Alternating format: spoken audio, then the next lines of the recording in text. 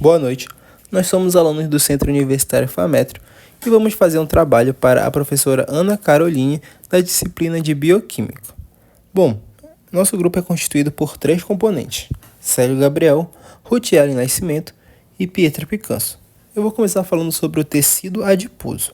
O tecido adiposo é a principal reserva energética do nosso corpo, acumulando triglicerídeos, isso mesmo, triglicerídeos que a gente estudou na aula passada.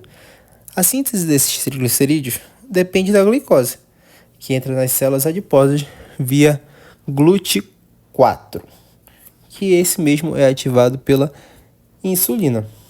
Bom, o tecido adiposo ele constitui cerca de 15% do peso corporal em adultos.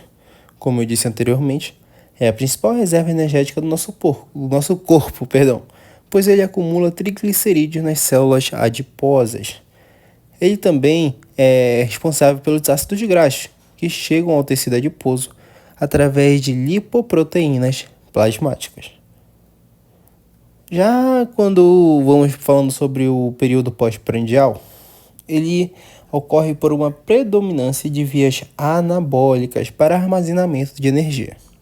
Já quando estamos falando sobre o jejum, é uma predominância de vias catabólicas, através de alguns elementos, como o glicogênio, os triglicerídeos e proteínas que são mobilizados.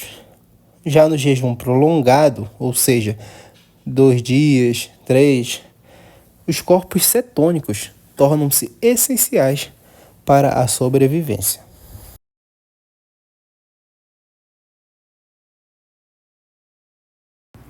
Bom, agora vamos falar sobre o tecido muscular. O tecido muscular é um dos 4 tipos de tecido do corpo humano. Ele é caracterizado pela capacidade de contração e extensão das suas células, que são alongadas e se agrupam em feixes. Elas são chamadas também de miócitos. Bom, também é responsável por movimentar o corpo, estabilizar as posições do corpo, regular o volume dos órgãos e produzir calor. Como eu disse anteriormente, elas são alongadas e são agrupadas em forma de feixes.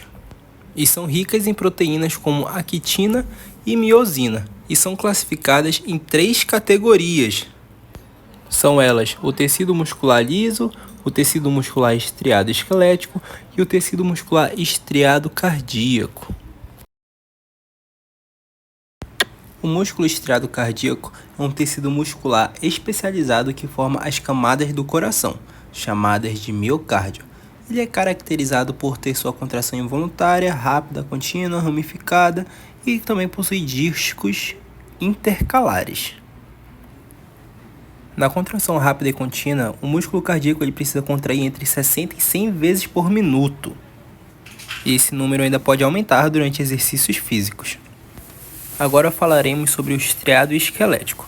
Bom, o estriado esquelético é o conjunto de células que formam os músculos que estão presos aos ossos e são responsáveis pela locomoção. É constituído por miofibrilas, que são feixes cilíndricos de filamentos de actina e miosina. Agora falando sobre o músculo liso. Bom, o músculo liso ele não possui estrias, É um tecido que é constituído por células alongadas, uninucleadas e com extremidades afiadas. As células musculares lisas podem se dividir, o que permite a regeneração do músculo lesionado. Ele também constitui uma parte do nosso estômago e também vasos sanguíneos. E essa foi a parte metabólica sobre o tecido muscular. As hemácias são células sanguíneas, também conhecidas como glóbulos vermelhos ou eritrócitos. Elas exercem importante papel na oxigenação dos tecidos, sendo também responsáveis pela cor vermelha do sangue.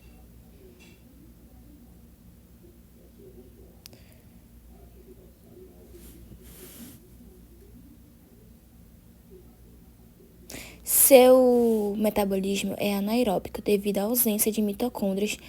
Elas dependem da glicose anaeróbica, gerando lactato continuamente. A glicose é captada via GLUT1, independentemente da insulina.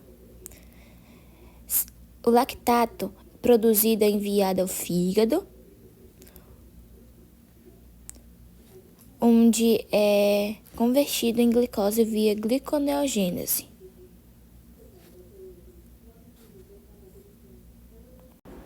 O cérebro é um órgão do sistema nervoso central localizado na caixa craniana e é responsável por várias funções vitais do corpo. Bom, ele não possui reservas energéticas e depende de glicose constante, captada por GLUT1 e GLUT3, independente de insulina. Ele consome cerca de 120 gramas de glicose por dia. 120 gramas de glicose por dia, com 60% do consumo total do corpo, principalmente para a bomba de sódio e potássio.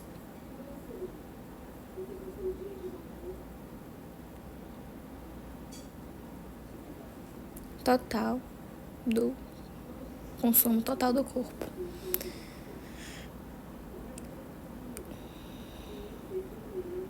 Em jejum prolongado, adapta-se ao uso de corpos cetônicos, mas continua parcialmente dependente de glicose. Eles dependem.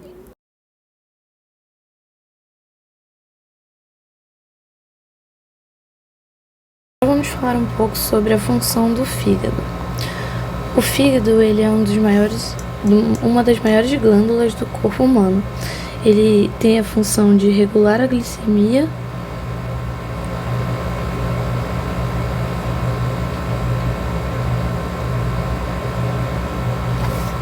e fornecer energia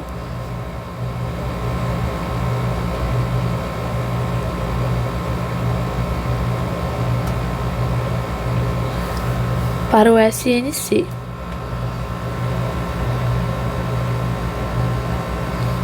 Garantindo assim a sobrevivência do corpo. Existem alguns tipos de metabolismo, que é o que eu vou explicar agora. Existe o metabolismo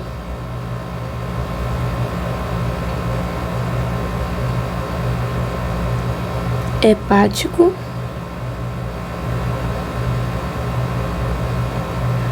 de glicose. Esse tipo de metabolismo significa que o fígado transporta a glicose via GLUT2 e fosforila com glicoquinase, ativa em alta glicemia.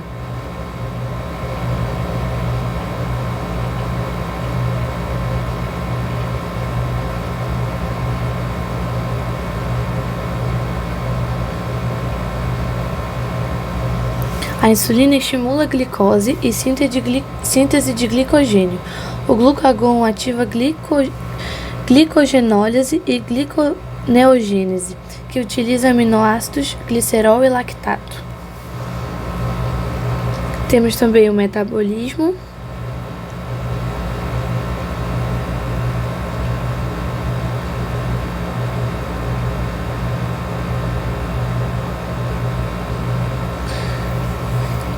O que seria o metabolismo lipídico?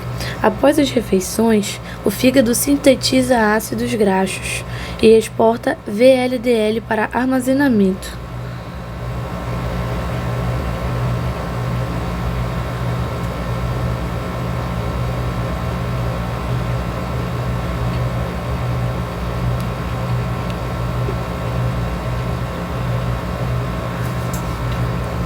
Em jejum, produz corpos cetônicos, alternativa energética para SNC, poupando proteínas.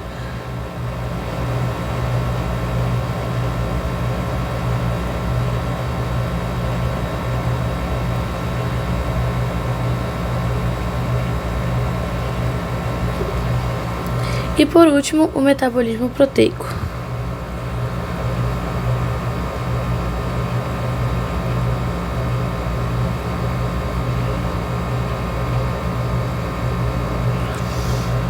O metabolismo proteico significa que os aminoácidos são oxidados ou convertidos em glicose, corpos cetônicos.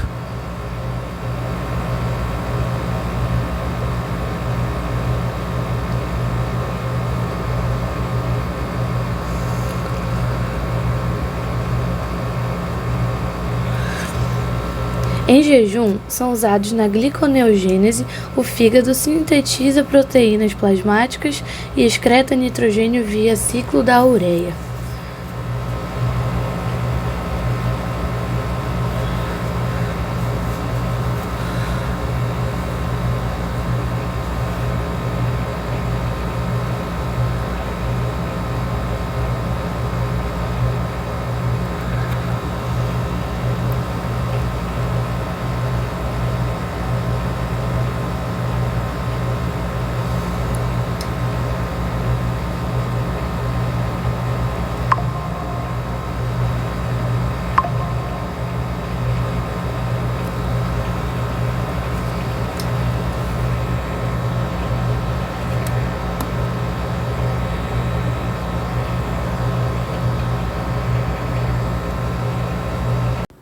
Enfim, gente, esse foi o nosso vídeo. Muito obrigado por assistir.